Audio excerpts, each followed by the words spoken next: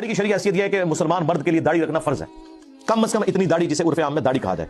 ثبوت قرآن میں سورہ النساء آیت نمبر 119 وَلَآمُرَنَّهُمْ فَلَيُغَيِّرُنَّ خَلْقَ اللَّهِ، شیطان نے کہا تھا کہ میں ابھاروں گا تیری مخلوق کو، وہ تیری بنائی ہوئی تخلیق کو بدلیں گے۔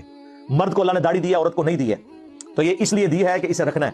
اگر کاٹنا ہوتا تو جس طرح باقی چیزوں کا حکم فرمایا تو فرما دیتا، جو بخاری مسلم میں حدیث ہے کہ 5 چیزیں فطرت سے ہے۔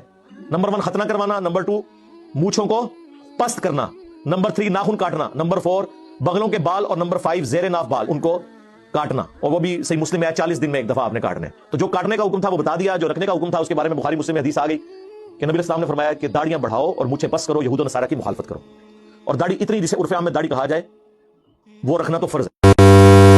علیہ وسلم نے جو منع کیا کہ ازار کو ٹخنوں سے نیچے نہ رکھا جائے، اس میں جبہ بھی داخل ہے، اور آپ صلی اللہ علیہ وسلم کی صحیح مسلم کی حدیث ہے کہ لا المسبل ازارہ لا یرید بذلک الا المخیلہ، جو ازار کو او کما قال صلی اللہ علیہ وسلم، جو ازار کو ٹخنوں سے نیچے رکھتا ہے وہ اس کا تکبر کے علاوہ اور کوئی ارادہ نہیں ہوتا۔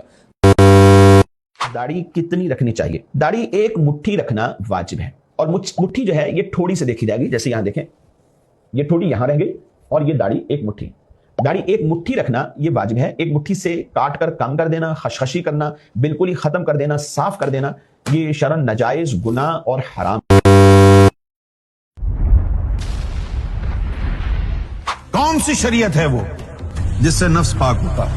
وہ شریعت کتابی شریعت نہیں ہے، وہ شریعت بہار شریعت کی کتاب نہیں ہے۔ کامل شریعت کی نظروں سے نفس پر نظر پڑتی ہے، اس کو شریعت باطن کہتے ہیں۔ مرشد کامل کی وہ نظر جس سے نفس میں طہارت پیدا ہو جائے باطنی شریعت کہلاتی ہے۔ کامل شریعت اسے کہتے ہیں جو اپنی نظروں سے مریدوں کے نفس پاک کر دے۔ شریعت کے نعرے لگانے والوں معلوم بھی ہے کہ شریعت کیا ہوتی ہے۔ ختنہ کرا کر داڑھی تراش کے نہ دھو کر کے بیٹھ جانا شریعت نہیں ہے، یہ شریعت حقہ نہیں ہے۔ شریعت حقہ وہ ہے جس میں مرشد کی نظر سے یہ نفس کا کتا پاک ہو جائے۔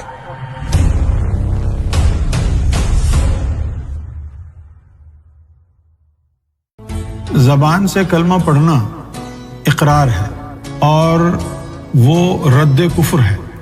آپ نے زبان سے کلمہ پڑھ کے اقرار کر لیا لا الہ الا اللہ محمد رسول اللہ، کفر ٹوٹ گیا۔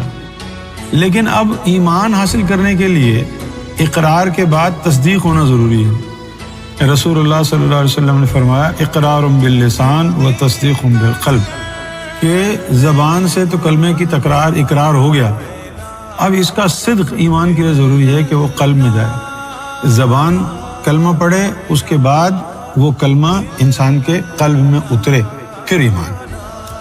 صرف زبان سے ہی پڑھ رہا ہے وہ تصدیق نہیں، صدق نہیں آ رہا قلب میں، تو بس اقرار میں ہی ہے، ایمان میں نہیں ہے۔